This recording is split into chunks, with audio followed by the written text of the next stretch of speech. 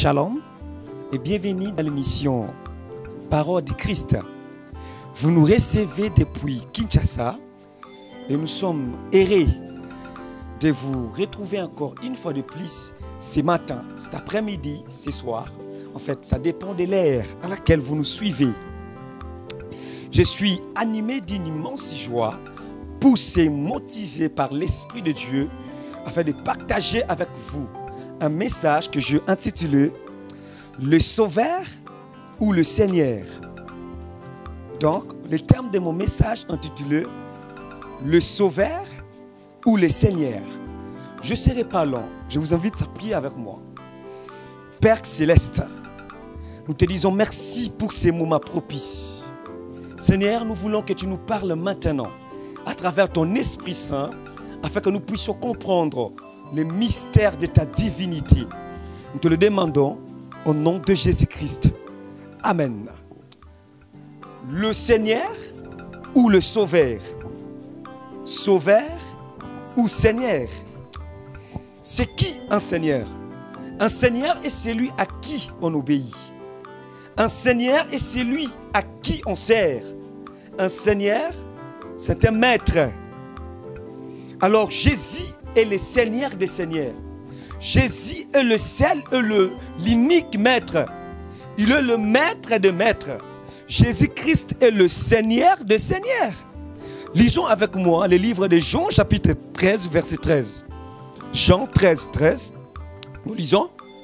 Vous m'appelez maître et Seigneur et vous dites bien car je le suis. Donc, Jésus est le maître. Jésus est le Seigneur. Dans le christianisme, nous n'avons qu'un seul Seigneur, Jésus-Christ. Nous n'avons qu'un seul maître, à savoir Jésus-Christ. Alors c'est qui un sauveur? Un sauveur est celui qui sauve. Un sauveur, c'est un libérateur. Eh bien, Jésus est le vrai sauveur. Le même Jésus qui est notre Seigneur, il est aussi notre sauveur. Jésus est notre libérateur.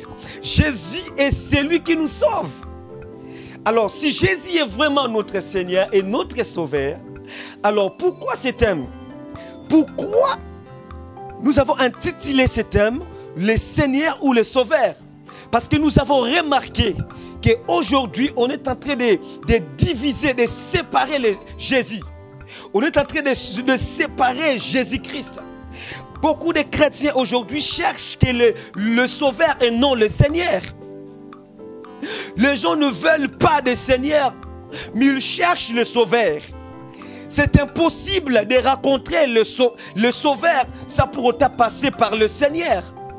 Jésus est le Seigneur et le Sauveur. Je vous pose une seule question. Pourquoi allez-vous à l'église? Qu'est-ce qui vous pousse à prier? Qu'est-ce qui vous pousse à aller à l'église? Qu'est-ce qui vous pousse d'aller à l'église? Beaucoup, vous partez souvent fréquemment à l'église parce que vous avez besoin de quelque chose. Vous partez pour demander à Dieu peut-être le mariage. Vous partez parce que vous voulez la paix. Oui, vous cherchez le Sauveur et non le Seigneur. Vous voulez que Jésus vous sauve de la pauvreté. Vous voulez que Jésus vous libère. Vous voulez que Jésus vous aide. Oui, vous cherchez le Sauveur et non le Seigneur. Écoutez, Jésus-Christ n'est pas un Sauveur qui devient Seigneur. Mais Jésus, c'est un Seigneur qui sauve. Nous ne servons pas un Sauveur qui devient Seigneur. Mais nous servons un Seigneur qui sauve. On ne prie pas un Sauveur qui devient Seigneur. Mais on prie un Seigneur qui sauve. Lisons avec moi le livre de Jude. Jude chapitre 1, verset 25. Jude 1, 25. Jude 1, 25. Je lis. À Dieu seul, notre Sauveur, par Jésus-Christ, notre Seigneur, soit gloire, majesté, force et puissance, dès avant de tout le temps et maintenant et dans tous les siècles. Amen.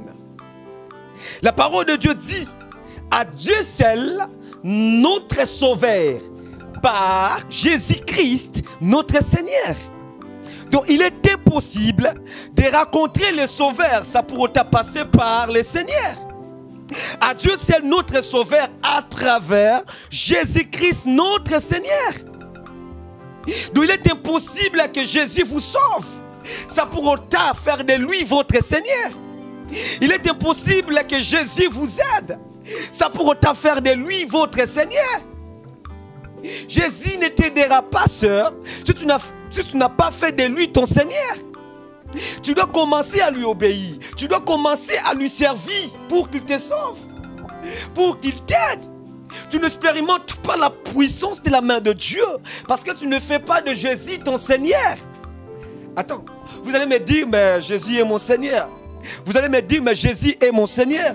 Écoutez, on a vu tout à l'heure qu'un Seigneur est celui à qui on obéit.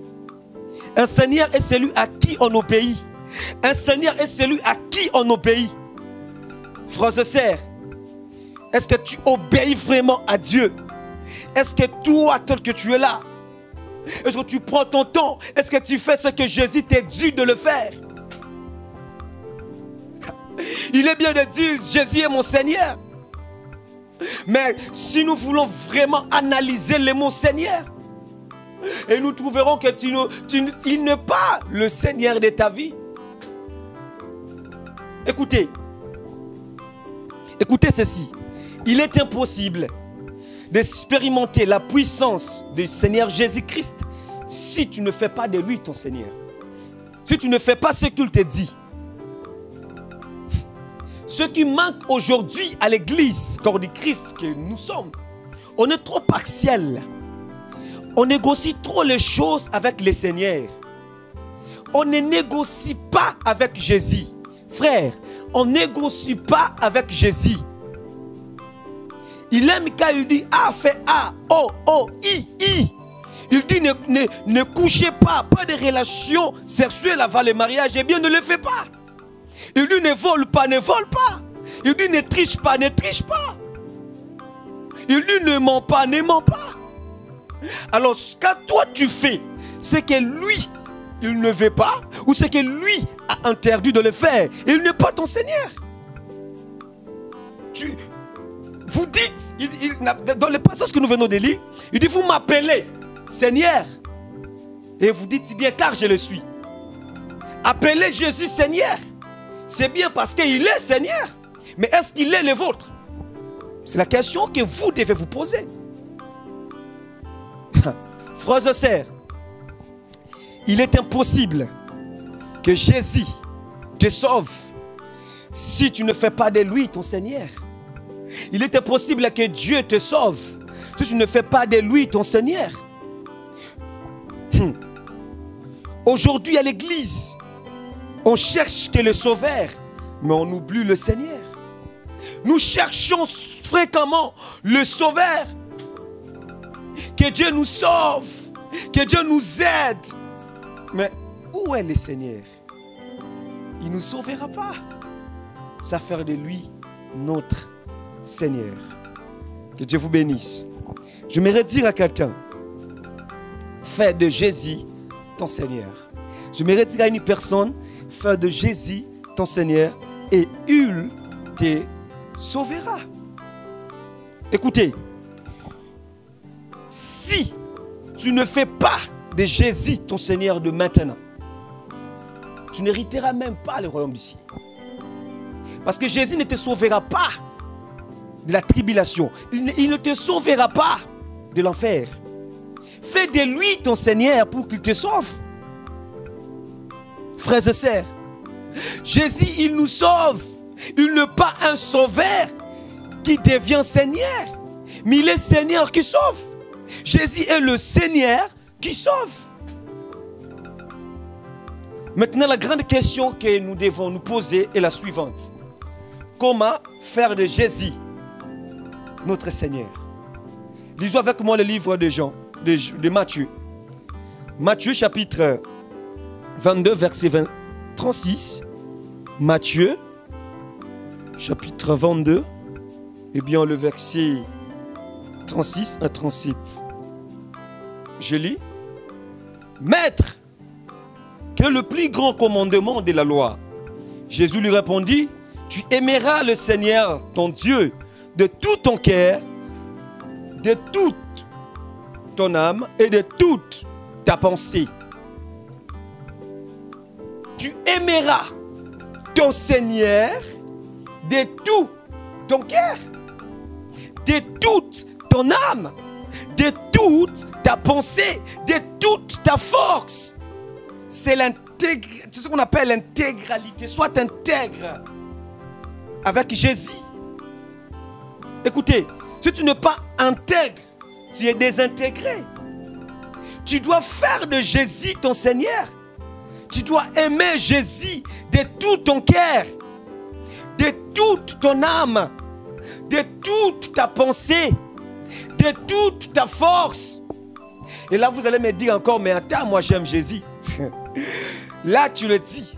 Dire j'aime Jésus, c'est bien. Mais est-ce que tu l'aimes vraiment? Comment savoir si tu aimes Jésus? Lisez avec moi le livre de 1 Jean. Je suis en train de citer. Lisons 1 Jean chapitre 2. 1 Jean chapitre 2, et bien le verset 15. 1 Jean 2, 15. Je lis. N'aimez point le monde, ni les choses qui sont dans le monde. Si quelqu'un aime le monde, l'amour du Père n'est point à lui. Parole du Seigneur.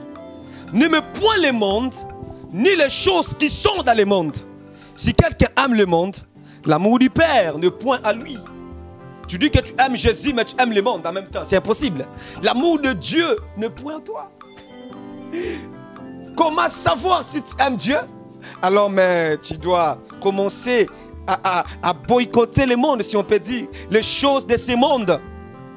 Tu dois commencer à haïr le monde pour aimer Dieu. Comment savoir si tu aimes une personne? On passe du temps avec la personne. On l'appelle la personne à tout moment. Est-ce que toi, tu passes ton temps avec Jésus?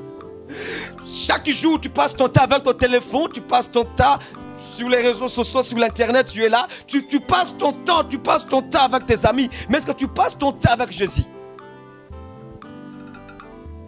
Des fois, tu ne parles même pas toute la journée. Tu ne pries même pas toute la journée. Et tu dis que tu aimes Dieu. C'est impossible. C'est impossible d'aimer Dieu, ça pour autant haïr le monde. Tu aimeras le Seigneur de tout ton cœur. À commencer d'abord par haïr le monde. Quand tu vas fuir le monde, les choses de ce monde, c'est à ce moment-là qu'on saura que tu aimes Dieu. Frères et sœurs, ne prétends même pas que tu aimes Dieu si tu es toujours là, accro des choses de ce monde. Tu t'accroches trop aux choses de ce monde. Tu es toujours là avec ton téléphone. Tu es toujours là sur les réseaux sociaux. Tu es toujours là devant la télé, mais tu ne pries même pas. Tu ne médites même pas. Tu ne parles même pas avec ton Dieu.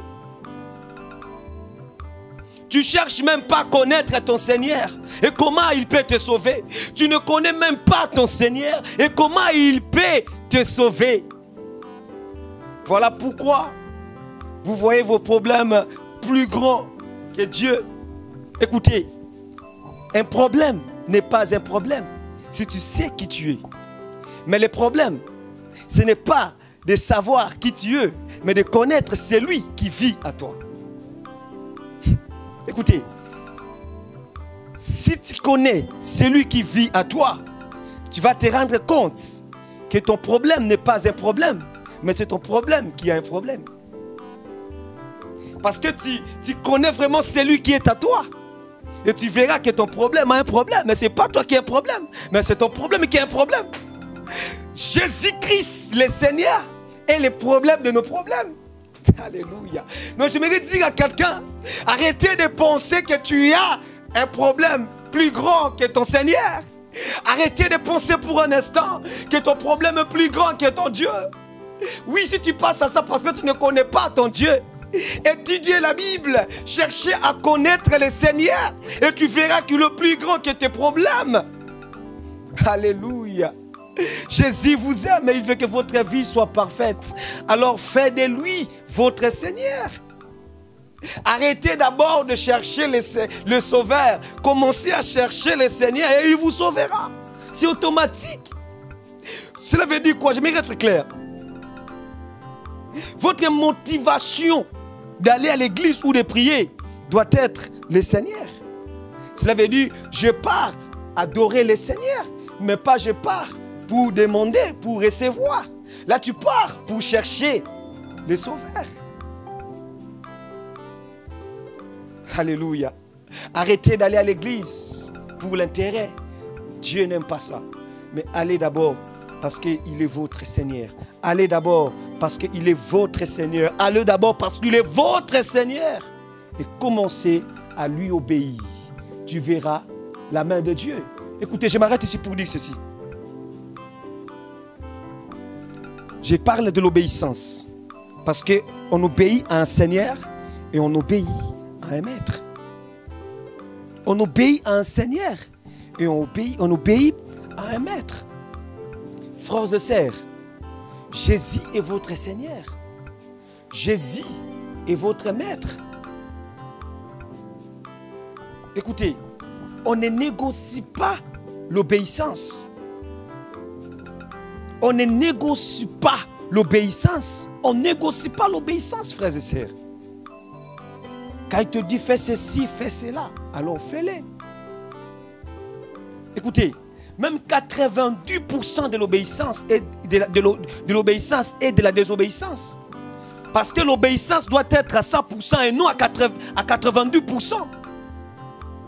L'obéissance doit être à 100% et non à 90%. Par exemple, Dieu te dit fais ceci maintenant.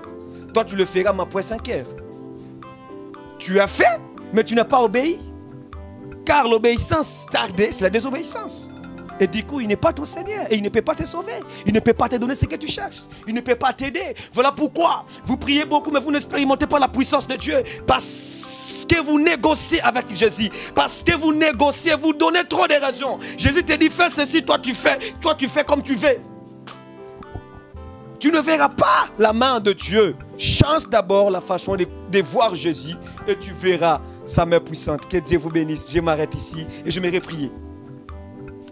Éternel Dieu Tout-Puissant, à travers cette caméra, je veux que tu touches la vie de quelqu'un, car tu es la parole. Change la vie de ma sœur, change la vie de mon frère, afin que nous puissions tous, Seigneur, connaître ta volonté et t'obéir. Nous te le demandons au nom de Jésus-Christ. Amen.